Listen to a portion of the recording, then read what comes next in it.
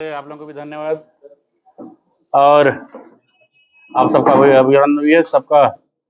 सहयोग के लिए दिल से आभार भी है। सबसे पहले बीजापुर के मतदाता, आम जनता, जिनकी शुभेच्छा थी, जिनकी इच्छा थी कि आज जिस तरह से कुशासन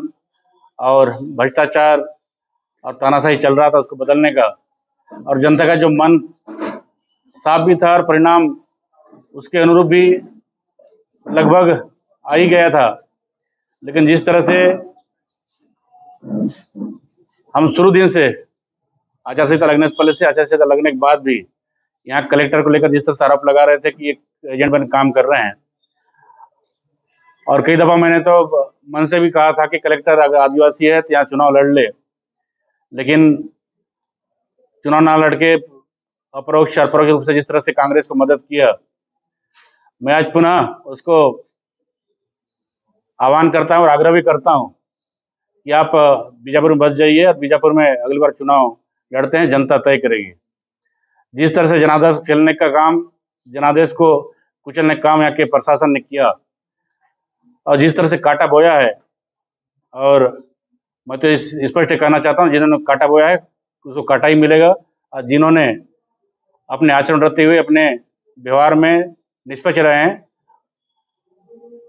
सबके साथ हम सदव्यवहार करेंगे, और जिन्होंने इस तरह का काम किया है निश्चित तौर पर उसका फल भी उसी तरह से ही मिलेगा। जिस तरह से मीडिया को भी भयक्रांत करने की कोशिश किया गया चुनाव के दौरान, साथ ही साथ सुरक्षा के नाम पर जिस तरह से अंतिम समय भारतीय जनता पार्टी के कार्यकर्ताओं को घर घर जाकर परिवारों के बीच से सुरक्षा के नाम से बताना, लेटर देना, एक काम भी कहीं ना कहीं लगता है एसपी द्वारा जो किया गया, और सीधी बात करके भी आग्रह किया गया कि परिवार के सामने कम से मत बता दिया जाए। सिर्फ उद्देश्य ये था कि उनको सूचना ना देकर उनको भयादहन करना था कि इस तरह से कार्यकर्ता ना निकले। परिवार के सामने इसलिए बताया गया कि परिवार के लोग भी कहीं ना कहीं उनको रोके कि सुरक्षा के नाम से। ये तमाम जो हथकंडे थे सब स्पष्ट, हमने भी कहा है कहीं ना कहीं ये काम आप जो फर्जी नकली नाम से जो पर्ची निकाला गया था, किसने निकाला पुलिस को भी पता है, और भारतीय जनता पार्टी ने स्पष्ट नाम भी बताया कि कांग्रेस के किसके द्वारा ये सब किया गया है, उसके बाद भी कार्रवाई नहीं किया। मैं तभी भी अधिकारियों को कहा था कि आप लोग इतने मुगलते मत रहिए, भारतीय जनता पार्टी सरकार बन रही है और उस दिन नहीं है जब आप सुर ना बदले और आपको कार्रवाई करना पड़ेगा। मैं तो ऐसे अधिकारी को बोलता हूँ जिनके नॉलेज में है कार्रवाई करे, अगर नहीं करते हैं तो तमाम जो सबूत है भारतीय जनता पार्टी उनको उपलब्ध कराएगा। चुनाव से ठीक पहले, मतगणना से पहले बीजेपी चुनाव आयोग के दफ्तर जाती है,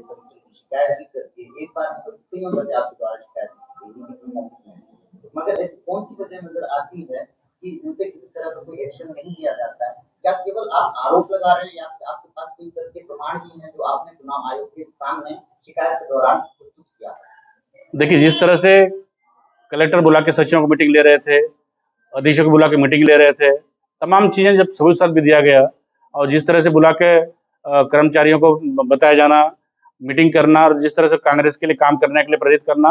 तमाम सबूतें थी। और तमाम चीज के पीछे भ्रष्टाचार का पैसा, भ्रष्टाचार का बोलबाला, और भारतीय प्रशासन सेवा के अधिकारी होने के नाते जो उम्मीद आचार संहिता में किया जाता है, कोड ऑफ कंडक्ट जब लगता है किया जाता है कि निष्पक्ष काम करेंगे, लेकिन इन्होंने राष्ट्रपति के जो अधिसूचित प्राधिकारी होने का जो गौरव था उन्होंने खो दिया है। उन्होंने अपने ऊपर एक कांग्रेस का एजेंट थप्पा लगाया है। भ्रष्टाचार का पैसा से लेकर जो भ्रष्टाचरण किया है, मैंने चुनाव से पहले भी जब पीठासीन अधिकारी जिस तरह बदला जा रहा, तब भी हमने शिकायत किया कि यहाँ पे इस तरह से बदला जा रहा है, और विधायक निवास में जो सूची जाके बंद किया रही है, सूची अनुसार अधिकारी बिठाया जा रहा है, तमाम चीजें थी। हमने मौके भी बताया, हमारे निवास में लगे हुए कार्यकर्ता थे तो तमाम लोग उसको लिखित में दिए, तमाम चीज थी। लेकिन मुझे लगता है कि जिस तरह से भ्रष्टाचार पैसा का बोलबाला था, और मैंने तब भी कहा था, और चुनाव अधिकारी को सीओ से मिलकर जब कहा था कि सीबीआई जांच होना चाहिए, आज आप सबके सामने स्पष्ट करता हूँ कि जिस तरह से भ्रष्टाचार का पैसा के दम पे जिन्होंने भ्रष्ट आचरण किया है, सीबीआई जांच होना चाहिए कि इस तरह के जो अधिकारी जो भ्रष्ट आचरण करते हैं, जिस तरह से जनादेश कुचलने का काम, और साथ साथ भारतीय प्रशासन सेवा के जो अधिकारी होने की जो गरिमा है उसको जो खोया है, मुझे लगता है आने वाले दिनों में देश के लोग पर और जनता का विश्वास चुनाव प्रक्रिया पर होना चाहिए। इसलिए चुनाव आयोग को, और निश्चित तौर पर मैं व्यक्तिगत तब भी कहा था, आज भी मैं अपनी बात पर अडिग हूँ, और जिस दिन भी कार्रवाई होगा, जिस दिन भी एजेंसी काम करेगा, मैं प्रूफ के साथ हमारे भारतीय जनता पार्टी जिला से हमारे जो टीम काम कर रहे थे, हमारे लीगल सेल काम कर रहे थे, यहाँ पे इलेक्शन में काम कर रहे थे, तमाम लोगों के पास एक चीज़ का डेटा भी है, एक चीज़ की फोटोग्राफ्स भी है। विधायक के साथ बैठक करना, विधायक के निवास जाना, कलेक्टर ऑफिस बैठना, ये तमाम चीज़ इतना चिंतित कर रहे थे, जितना कांग्रेस लोग चिंतित नहीं थे, उतना कलेक्टर यहाँ चिंतित है। ये तमाम चीज़ें हैं आज। लेकिन बीजापुर की जनता ने जिस तरह से भारतीय जनता पार्टी के प्रति विश्वास जताया, यहाँ के अधिकारी कर्मचारी तभी सभी लोगों ने, और एवं आप सबका भी शुभेच्छा भारतीय जनता पार्टी के प्रति था, मुझके प्रति था। आप सबको मैं दिल गहराई से आभार व्यक्त करता हूँ, जनता दिल के गहराई से आभार व्यक्त करता हूँ। आप सबके आशीर्वाद से भारतीय जनता पार्टी की सरकार बनी है। निश्चिंत रहिए, व्यवहार, अच्छा शासन और काम करने की आज़ादी मिलेगी, और हम सब आपके लिए, हम सब मिलके यहाँ के विकास के लिए काम करेंगे। आज पुनः मेरे साथ भारतीय जनता पार्टी के जिलाध्यक्ष श्रीनिवास मुदलियार जी, उपाध्यक्ष कुमार रायडू जी, मंडल अध्यक्ष महामंत्री गोपाल रायडू जी, गोपाल पवार जी, दर्शन पटेल जी, दोनों मंडल अध्यक्ष, सभी बाकी कार्यकर्ता बैठे हैं। आप सबका मैं धन्यवाद भी करता हूं, और आप सबके यही अपेक्षा करूंगा, जिस तरह से यहाँ पर अधिकारी भ्रष्टाचार किए हैं, और आपके माध्यम से एक चीज जरूर चेताना चाहूंगा कि कोई अधिकारी कोई बैक डेट पे चेक काटने की कोशिश ना करे, और किसी तरह से कोई राशि आहरण की कोशिश ना करे। यहाँ पे जो भी गड़बड़ी हुआ है, हम सबका जांच कराएंगे, दूध का दूध, पानी का पानी। हम जिस तरह से यहाँ पे धरना लेके आरोप लगा रहे थे, आज उस आरोप को हम ये जांच कराएंगे। सर, ये और बात है कि भाजपा बीजापुर में चुनाव हार गई, लेकिन प्रदेश में सत्तारूढ़ है। ऐसे में आप चुनावी कैंपेन के दौरान और विपक्ष में रहने के दौरान लगातार ये कहते रहे कि बीजापुर में डीएमएस की राजनीति में बड़ा बंदरबांट हुआ है, बड़ा भ्रष्टाचार हुआ है। तो अब जब आप सत्ता पे आए हैं, तो क्या डीएमएस में 5 सालों में जो भ्रष्टाचार के आरोप आप लगातार लगा रहे थे कांग्रेस सरकार पर, क्या उसकी इंक्वायरी इन 5 सालों में आपकी सरकार के दौरान होगी? आप सबको पता भी होगा, आचार संहिता लगने से पहले तक ईडी ने यहाँ पे जांच प्रक्रिया शुरू कर दी थी। आचार संहिता लगने के बाद काम रुका हुआ है, क्योंकि इसका जांच प्रारंभ हुआ है।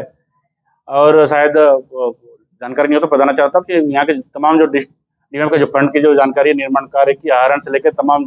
जो किया गया है, स्वीकृत किया गया है, उसकी जानकारी ईडी ने मंगाया है। और मुझे लगता है कि इसे काम बहुत जल्द ईडी करेगी, और निश्चित तौर पर मैंने कहा है बड़े जिम्मेदारी के साथ हमारी जो सरकार बनेगी, हमारे जो मुखिया बनेंगे, उन साथ बैठ के यहाँ पे जो गतिविधि हुई है, चाहे डिस्ट्रिक्ट मिनरल फंड की बात करें, चाहे एजुकेशन में भ्रष्टाचार हुआ हो, चाहे देवगुड़ी में भ्रष्टाचार हुआ है, चाहे पंचायत में जो तरफ भ्रष्टाचार हुआ है, काम करके मजदूरों को शोषण किया गया है, तमाम चीज के एक एक का हिसाब भी करेंगे। और जिनका लेन लगता है उनको वापस भी पैसा दिलाएंगे, और जिनका लगता है कि जबरदस्ती गबन हुआ है, चाहे विधायक ठेकेदार हो या ठेकेदार की ठेकेदार हो, सबका वसूली होगा। सर, आप आदिवासी वर्ग से आते हैं, देश की जो महामहिम है, कोई अच्छा नाम किसी समाज साथ सम्मान करना है, भारतीय जनता पार्टी सम्मान दे सकती है। चाहे अनुसूचित जाति वर्ग से महामहिम हो, चाहे अनुसूचित जनजाति वर्ग से महामहिम जो गतिविधि हुई है, चाहे डिस्ट्रिक्ट मिनरल फंड की बात करें, चाहे एजुकेशन में भ्रष्टाचार हुआ हो, चाहे देवगुड़ी में भ्रष्टाचार हुआ है, चाहे पंचायत में जो तरफ भ्रष्टाचार हुआ है, काम करके मजदूरों को शोषण किया गया है, तमाम चीज के एक एक का हिसाब भी करेंगे। और जिनका लेन लगता है उनको वापस भी पैसा दिलाएंगे, और जिनका लगता है कि जबरदस्ती गबन हुआ है, चाहे विधायक ठेकेदार हो या ठेकेदार की ठेकेदार हो, सबका वसूली होगा। सर, आप आदिवासी वर्ग से आते हैं, देश की जो महामहिम है, कोई अच्छा नाम किसी समाज साथ सम्मान करना है, भारतीय जनता पार्टी सम्मान दे सकती है। चाहे अनुसूचित जाति वर्ग से महामहिम हो, चाहे अनुसूचित जनजाति वर्ग से महामहिम बने हो, चाहे उससे पहले मुस्लिम वर्ग से जो महामहिम बने अब्दुल कलाम जी, तमाम जो वर्ग है भारतीय जनता पार्टी कर सकती है। और जो उम्मीद आप लोग भारतीय जनता पार्टी पे रखते हैं, जो जनमानस में अपेक्षा है, निश्चित तौर पर केंद्रीय नेतृत्व उस पर विचार करेगी, और जनमत भाजपा का दिया है तो मुख्यमंत्री भाजपा का ही बनेगा। सर, बीजापुर में विक्रम मंडावी की जीत और छत्तीसगढ़ में भाजपा की सरकार, ये दोनों कैसे देखते हैं? जनता के आशीर्वाद भाजपा के साथ था,